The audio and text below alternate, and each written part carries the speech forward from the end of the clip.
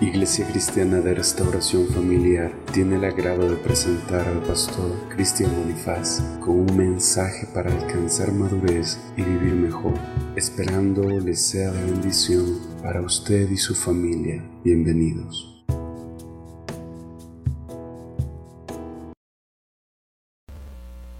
Tomen sus Biblias, mis hermanos. Romanos 4:17.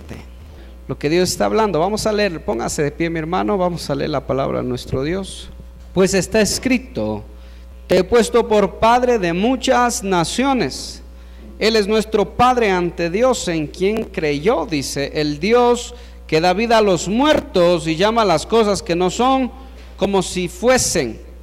Abraham creyó, esperando contra toda esperanza para venir a ser padre de muchas naciones, según le había dicho el Padre, así será el número de tus descendientes.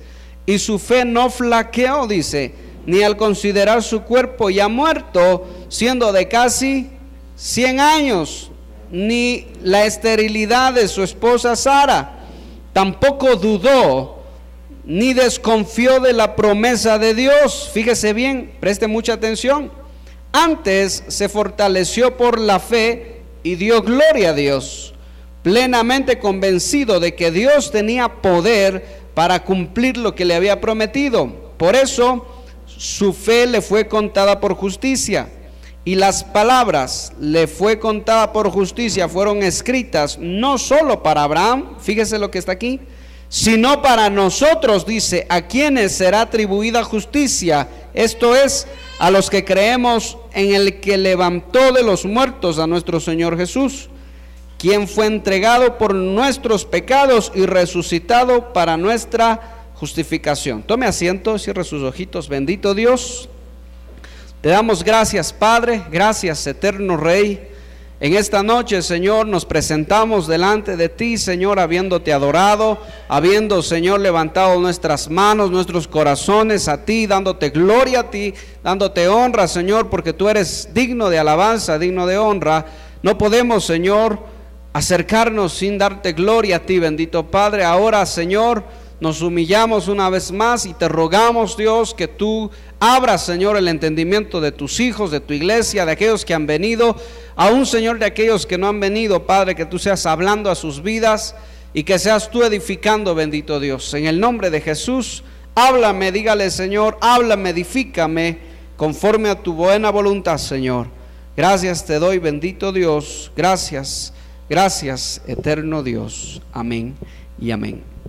Hace algún tiempo nosotros habíamos hablado, mis hermanos, acerca de, acuérdense que nosotros hablamos acerca de la fe, porque estamos en el mes de la fe, todavía no se ha terminado el mes de la fe, no hemos concluido todavía el mes de la fe, ¿sí?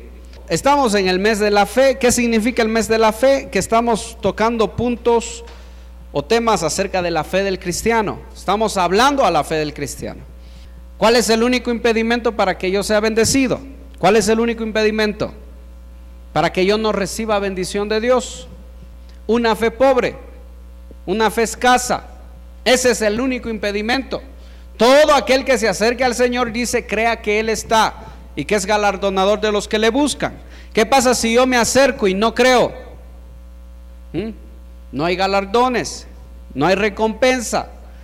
No, yo me acerco sin creer, no hay nada, hermano. Entonces, estamos hablando de la batalla de la fe. La semana anterior, el miércoles anterior, hablamos de las batallas de la fe. Póngale ahí las batallas de la fe, porque la fe tiene muchas batallas, hermano. Preste atención, no se distraiga. La fe tiene muchas batallas. Muchas batallas. Mi fe tiene que batallar mucho. Tu fe tiene que batallar. Mire, ¿por qué el cristiano abandona la carrera? ¿Por qué el cristiano se desanima? El cristiano se aparta de Dios porque ha perdido una batalla, porque su fe no ha batallado, ¿sí? Porque su fe no ha batallado. Mire, matrimonios cristianos se separan, se dividen, se destruyen, dejan de buscar a Dios, dejan de seguir a Dios, le cogieron costumbre a las cosas de Dios. Los de la alabanza están sirviendo a Dios y después ya no sirven a Dios. Y después se los encuentra, miren, primero tocando en la iglesia y después de un tiempo se desanimaron, nunca más volvieron a tocar en la iglesia y se les ve en las cantinas, se les ve en las discotecas, se les ve en cualquier parte menos en la casa de Dios. ¿Qué pasó? ¿Qué pasó con ellos? Diga conmigo, perdieron una batalla, ¿sí? Perdieron la batalla de la fe. ¿Qué es lo único que a mí me mantiene anclado a Dios? ¿Qué es lo que me mantiene anclado a las cosas de Dios? La fe. Por eso dice que Jesús le dijo a Pedro, Pedro dice, Satanás me ha pedido para zarandearte, pero tranquilo, yo he rogado al Padre para que tu fe no falte, para que tu fe no sea pobre, para que tu fe no mengüe, ¿sí? Eso significó que iban a venir problemas a la vida de Pedro y así mismo van a venir problemas a tu vida. Mira, si hasta ahora tú gozas, ¿verdad? Tienes trabajo, tienes casa, tienes carro, dale gloria a Dios, dale gracias a Dios. Pero yo te voy a advertir una cosa, van a venir problemas a tu vida, van a venir dificultades a tu vida, ¿sí? ¿Qué va a pasar cuando no haya? ¿Qué va a pasar cuando haya escasez? ¿Qué va a pasar cuando hayan discusiones, hayan peleas? ¿Qué va a pasar cuando haya enfermedad? ¿Qué va a pasar? Mi fe tiene que batallar, ¿sí? Diga, mi fe tiene que batallar. Mi fe tiene que batallar, tu fe tiene que batallar, hermano. Y acuérdese que nosotros hablamos de Ana, ¿verdad? ¿Quién era Ana? Era la madre de profeta Samuel. Y ella tuvo una batalla, su fe libró una batalla. ¿Cuál fue la batalla que ella libró?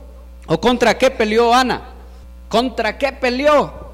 Diga, peleó contra lo imposible, ¿sí? La batalla de Ana fue contra lo imposible. Mire, mi fe empieza batallando contra lo imposible. Ana peleó contra lo imposible. Y esa es la primera batalla de la fe. Apúntele ahí, primera batalla de la fe. La fe tiene que pelear contra lo imposible. Porque si tú te das cuenta que acabas de leer, tú estás leyendo que dice, ¿verdad? En el 4:17, te he puesto como padre de muchas naciones, dice, Él es nuestro Padre ante Dios en quien creyó, y creyó Dios, dice, aquel, o puso su confianza en aquel que da vida. ¿A quiénes dice? A los muertos. ¿Usted cree que la muerte es algo fácil? ¿Usted cree que la muerte es algo sencillo, hermano? La muerte es lo que a nosotros más nos asusta, ¿verdad? ¿Sí o no? Mira, a cierto rey le dijeron que iba a morir y se espantó, se asustó y le dijo, Dios, perdóname, ayúdame, dame vida un poco más. A uno de los reyes de Israel, y Dios le perdonó la vida, pero se asustó, se espantó. ¿Qué pasaría si Dios te dice a ti, escucha, qué pasaría si Dios te dice te quedan 2 años de vida? Dime, yo te pregunto, ¿qué pasaría si Dios te dice que te quedan 2 años de vida? ¿Qué harías tú? Tú te pones a cuentas con todo mundo, te pones bien con el Señor, ¿verdad? Dios, camino contigo. Perdóname, Señor, si te he fallado en algo, empiezo a corregir todo lo que tengo que corregir.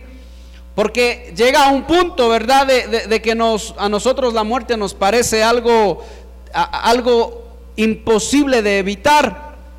Pero mira lo que está diciendo, Abraham creyó en el Dios, presta atención, que da vida, dice, a los muertos, para quien la muerte no significa nada, y que llama las cosas que no son como si fuesen.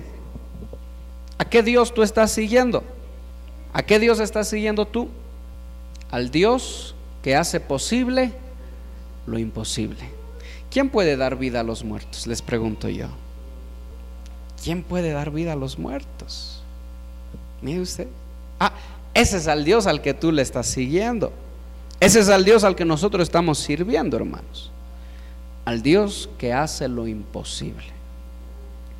¿Por qué mi fe tiene que batallar contra lo imposible? Porque van a venir circunstancias en mi vida en las que yo voy a pensar que es imposible que eso cambie, ¿sí? ¿Cuántos de ustedes piensan o pensaron que su esposo jamás iba a cambiar? ¿Cuántos de ustedes pensaron que esa situación de su alma, de su vida, jamás iba a cambiar? Jamás se iba a ser diferente. ¿Cuántos de ustedes? ¿Verdad? Respóndanse solo ustedes. Respóndanse ustedes mismos. Pero yo en mi vida personal me he dado cuenta de que hay cosas que yo no he dicho, yo no puedo. No está en mis manos. Incluso cuando me entero que algún matrimonio está en problemas, ¿verdad?, de la iglesia o fuera de la iglesia, y que se van a divorciar, que se van a separar, mira, eso para mí es imposible, porque yo no puedo hacer nada. Yo no puedo coger, aunque quisiera, ¿verdad?, cogerle al uno, ponerle aquí, cogerle al otro, ponerle aquí, y a los dos darle con la Biblia en la cabeza. Aunque quisiera hacer eso, no puedo. Yo no puedo cambiar el corazón de nadie. Para mí eso es imposible. Pero ahí es cuando yo doblo mis rodillas, Señor, y me voy a la presencia de Dios y digo: Padre, aquí pongo, Señor, este imposible, porque para ti no lo es, aunque para mí lo sea. ¿Sí? Para mí es imposible, pero para ti no lo es. Entonces mi fe tiene que llegar al punto de pelear contra lo imposible. ¿Cómo yo peleo contra lo imposible? Mira, ¿cómo peleas tú contra las circunstancias que tú no puedes solucionar? En tus fuerzas no lo vas a poder. ¿Sí? Dile al que está al lado tuyo: en tus fuerzas no puedes. Dígale, en tus fuerzas no puedes. Dígale para que no se duerma. En tus fuerzas no lo vas a poder. Cuando se te presenta una circunstancia difícil, alguna enfermedad o algún problema que tú no puedes resolver, la única manera en la que tú lo vas a resolver es recurriendo al Dios para quien lo imposible es posible. ¿Sí? La situación es esta: cuando tú estás en algún imposible, ¿qué haces tú? Nos desesperamos, nos angustiamos, y mira, te voy a decir una cosa: muchas veces nos apartamos de Dios. ¿Qué pasa si me aparto de Dios por un imposible? Perdí una batalla ya. Por eso son las batallas de la fe. Tú tienes que llegar al punto de ganar todas las batallas de tu fe. Tu fe tiene que ganar todas las batallas, porque si tú pierdes batallas en tu fe se va apagando, tu fe va menguando y te apartas. Es así de fácil, hermano. Tú pierdes batallas de la fe y te apartas del Señor. Sí, te vas apartando. Mira, alguien puede decir: es que mis hijos no quieren conocer al Señor, mi esposa no quiere saber nada. No te preocupes, recurre al Dios de los imposibles. Recurre al Señor, para quien dice, o quien llama a las cosas que no son como si fuesen. Alguna vez yo estaba orando por un primo mío, pero yo estaba orando por él, ¿verdad? Y estaba orando y diciéndole: Señor, ten misericordia de este varón, ayúdale, Dios. Te ruego, Dios, yo lo pongo en tu presencia, porque este varón no está bien. Y recuerdo que estando orando, ¿verdad?, vino a mí algo del Señor, revelación en su palabra, y me acordé de esta palabra: el Dios que llama a las cosas que no son como si fuesen. Entonces yo dije: ¿cómo yo quisiera verlo a él? ¿Cómo quisiera verlo a él? Yo quisiera verlo como un siervo de Dios, dije. Entonces voy a aprender eso, voy a aprender del Dios que llama a las cosas que no son como si fuesen. Y desde ahí en adelante, cuando yo lo encontraba y le saludaba, le decía: siervo de Dios. Y la primera vez se me quedó viendo, porque él no era cristiano, y me quedó viendo y: ¿qué te pasa? Varón de Dios, le dije: Dios te bendiga. ¿Cómo estás, hermano? Empecé a llamar las cosas que no son como si fuesen. ¿Por qué usted me va a escuchar a mí siempre saludándole así? Eso es algo que el Señor me enseñó. Siempre yo le voy a saludar diciéndole: siervo o sierva de Dios, siervo del Altísimo. Ay, pero pastor, me falta bastante para ser siervo de Dios, pero estoy llamando las cosas que no son como si fuesen. Las estoy llamando así porque yo sé que estoy sirviendo a un Dios de lo imposible, y para ese Dios no es imposible. ¿Qué cree usted que pasó con este primo mío al pasar los años? Pero empecé a llamar las cosas que no son como si fuesen, y siempre, hasta el día de hoy, le llamé siervo de Dios. Y llegó el día en el que él se acercó al Señor. Y después él me empezó también a decir a mí lo mismo: siervo de Dios. Mire, yo a veces a ustedes les llamo siervo de Dios, a los varones, no es por molestarles. No es por hacerle sentir mal. Tal vez alguien puede decir, se me está burlando. No, es porque empezamos a llamar a las cosas que no son como si fuesen. ¿Sí? ¿Por qué tú no haces lo mismo? ¿Tienes algún familiar que no es cristiano? Empiézale a llamar como tú desearías que esa persona esté en el Señor. ¿Sí? Siervo de Dios, amado de Dios, varón de Dios. Amén. Empieza a llamar las cosas que no son como si fuesen. Para mí es imposible que alguien cambie. Para Dios no lo es. Para Dios no lo es. ¿Sí? Eso es lo que yo tengo que grabar en mi mente y en mi corazón, porque van a venir tiempos difíciles, hermano. Van a venir tiempos muy difíciles. Dios no quiera a uno de nuestros hijos, uno de tus hijos se enferme, el doctor te diga, esto ya no tiene cura. ¿Qué vas a hacer tú? ¿Te vas a apartar de Dios? ¿Vas a decir, Señor, ¿por qué a mí? Señor, ¿por qué, Padre, te has olvidado de mí? Señor, tú ya no me amas, tú ya no quieres, entonces yo ya tampoco no quiero nada contigo, porque tú también te has olvidado de mí, y te vas a apartar del Señor. O vas a doblar tus rodillas y vas a recurrir al Dios que llama las cosas que no son como si fuesen. ¿Cómo creó Dios todo? Te pregunto yo, iglesia, ¿cómo creó Dios todo? De la nada. No había nada. Cuando Dios empieza a crear, abre su boca y de la nada, de lo que no había, hubo. Ese es el Dios al que tú estás sirviendo. Ese es el Dios al que tú estás siguiendo. Mira, esta situación de declarar las cosas que no son como si fuesen no es mala, siempre y cuando sea conforme a la palabra. ¿Sí? Siempre y cuando sea conforme a la palabra, pero conforme a la palabra de Dios. ¿Sí? Y me dio mucho gusto que cuando mi primo vino a la iglesia, él se empezó a congregar y fue uno de los primeros con los que empezamos la iglesia hace 2 años. Fue el primer matrimonio, ¿sí?, con el que empezamos la iglesia. Y de ahí se añadió otro y se añadió otro. Y me dio mucho gusto, mire, me dio mucho gusto, porque entendí que para Dios nada es imposible. ¿Sí? ¿Hay alguien en tu casa que no conoce al Señor? Y tú estás triste, ¿verdad? Estás nostálgico. Ay, Dios mío, parece que nunca va a cambiar, parece que siempre va a vivir así, parece que siempre va a estar así. Y tú acabas de leer la palabra de Dios que te dice que tu fe tiene que batallar contra lo imposible. Y yo creo que es uno de los más grandes enemigos de la fe del cristiano. ¿Sí o no?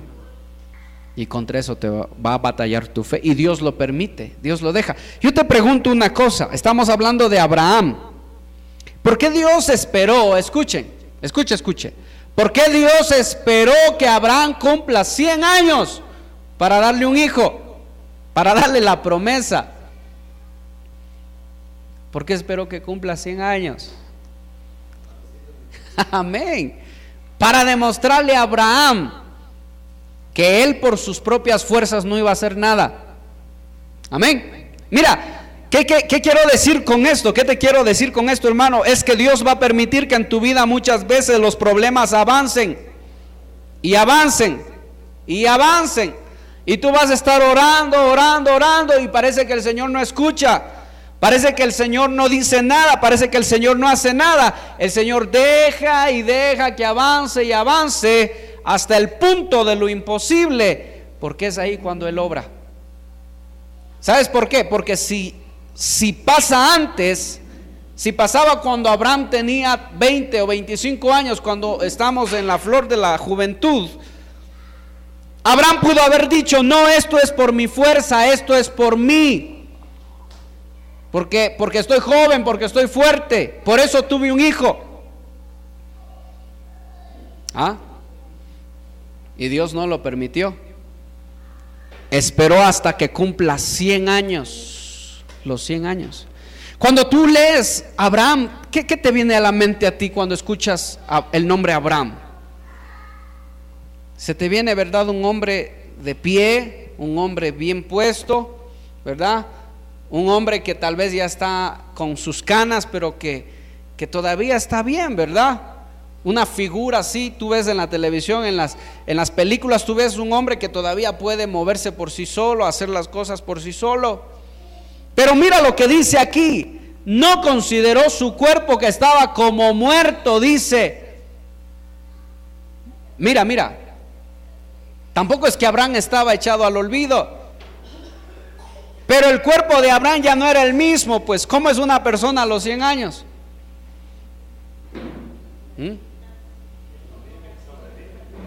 Mira lo que está diciendo. Estaba como muerto su cuerpo. Sigamos leyendo. En el 19: y su fe no flaqueó ni al considerar su cuerpo ya muerto, siendo de casi 100 años, y su esposa estéril. Dios esperó que él cumpla los 100 y de pasito Dios manda a su esposa estéril. Aunque Sara era hermosa, dice la palabra, hermosísima. No había, dice, mujer tan hermosa como Sara. Pero mire usted, casi como nuestras esposas. Dígame. Dígame, por fe, hermana. Dios dejó hasta el último. En tu vida siempre tú tienes que entender esto. Y tú puedes estar diciendo: Señor, ¿por qué no contestas mi oración? Es sencillo, hermano. No es que Dios no escuche, es que Dios siempre va a esperar el momento apropiado para glorificar su nombre. ¿Sí? Mira, y te lo digo de parte del Señor. Cuando a veces predicas a un familiar tuyo, un hijo tuyo, y el corazón se endurece, parece que se va endureciendo más, no creas que es tal vez por causa del enemigo, pero tienes que tomar en cuenta que Dios lo permite para glorificar su nombre. ¿Quién endureció el corazón del faraón? ¿Por qué? Amén. Mira, cuando tú ves que Dios hizo 10 plagas, mandó 10 plagas, ¿qué significa el número 10? ¿Qué significa el 10? ¿Sí? El número 10 en la Biblia significa prueba. Pero mira tú, Dios dejó, y parecía en la primera prueba, parecía que ya el faraón ya iba a dejar salir al pueblo, pero Dios le endureció el corazón al faraón. Porque si Dios dejaba salir ahí al pueblo, Moisés y el pueblo se iban a echar ellos la gloria. Y si salimos tranquilos, y salimos por nuestra propia fuerza. Pero Dios le endureció el corazón al faraón para que el pueblo no piense. ¿Sabe por qué? Porque el ser humano, nosotros somos tan orgullosos y tan altivos que aún viendo que Dios hace las cosas, nosotros nos echamos la gloria. Sí. Si esto es por mí mismo, dice. Recuerdo el hombre que vino llorando, ¿verdad? Y, ay, pastor, no tengo trabajo, ayúdeme orando, estoy 1 año sin trabajar. Y yo digo, bueno, vamos a orar, hermano, vamos a orar. Cierra tus ojitos, oremos. Y después Dios le dio 2 trabajos, hermano. 2 trabajos, escuche. Cosa que el hombre ya ni venía a la iglesia porque pasaba solo trabajando. Oiga, y venía la esposa y yo le pregunto, mi hermana, digo, ¿qué es de su esposo? Porque ya no lo veo por la iglesia. Ay, está trabajando, dice. Yo digo, pero dígale que le venga a dar gracias a Dios por lo menos. Ya le dije, pastor, dice, pero ¿sabe qué me dijo? Me salió con una cosa, dice. Me dijo que Dios no le había dado nada y que él mismo había conseguido esos trabajos por su propia fuerza. Así que no tiene nada que agradecerle a Dios. Ay, Dios mío, dije yo. Y te das cuenta por qué Dios permite que la prueba avance y que se levante en las circunstancias difíciles. Porque si no, después nosotros nos robamos la gloria de Dios y decimos, es que es por mi mano. Dios te dice, no te muevas, quédate donde estás. Y la prueba sigue avanzando, pero tú dices, Señor, ¿y qué hago ahora? Me tengo que mover. No te muevas, quédate donde estás. Pero no, Señor, es que me voy a morir. No te muevas. Se va levantando la prueba y el Señor te dice: no te muevas, porque si te mueves ahora y vas a decir que lo hiciste por tu propia fuerza, pero si yo te libro en medio de la prueba grande, dice el Señor, entonces reconocerán todos que es por mi fuerza. ¿Sí? Tú puedes estar: Señor, ¿y hasta cuándo, Señor? ¿Hasta cuándo, Padre? Ya es hora, ya es tiempo, Dios, ya es tiempo. Y el Señor dice: espera nomás, no es tiempo todavía. Y tú lloras: y Señor, ya es tiempo. No es tiempo, porque si ahora lo hago, el Señor lo hace ahora, tú te glorificas, te robas su gloria y te olvidas de Él y no regresas ni a darle gracias siquiera.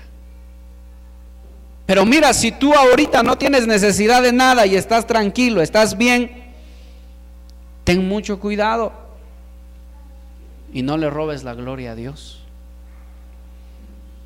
Porque cuando empezamos a robar la gloria, entonces Dios quita su mano, la quita, para que las pruebas se levanten, y cuando llegue al punto de lo imposible, ahí Él obra.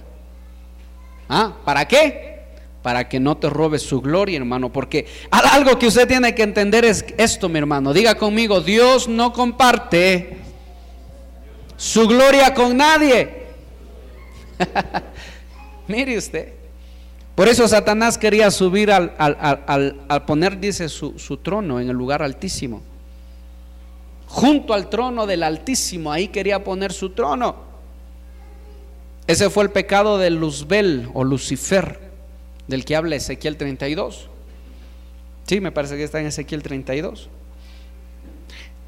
Quería poner su trono en las alturas, dice, y sentarse y ser adorado como Dios. Y Dios no comparte su gloria con nadie, hermanos. Por eso es que Dios lo echó, dice, lo botó por tierra y lo expuso, dice, como vergüenza para las naciones, espanto para las naciones. Pero mire usted, mi hermano, mi fe tiene que batallar contra lo imposible, así como la fe de Abraham batalló contra lo imposible, así como la fe de Ana batalló contra lo imposible, así como la fe, verdad, de David batalló contra lo imposible, hermano. La fe de los discípulos, la fe de Pablo, la fe de Pedro, batallaron contra lo imposible. Mire usted, porque no es en nuestras fuerzas, es en las fuerzas del Señor. Entonces, ¿qué debo hacer yo cuando estoy en los imposibles? Cuando las pruebas crecen hasta lo imposible, la única cosa que yo puedo hacer es pedirle: Señor, que mi fe no me falte. Señor, que yo pueda permanecer dándote la gloria a ti. Señor, que yo pueda ver tu gloria, tu poder, tu mano poderosa. Eso es lo que yo tengo que pedirle al Señor, porque yo puedo estar cometiendo ese error, hermano, y es gloriarme a mí mismo. Por eso Dios deja que las cosas vayan hasta lo imposible, ¿sí?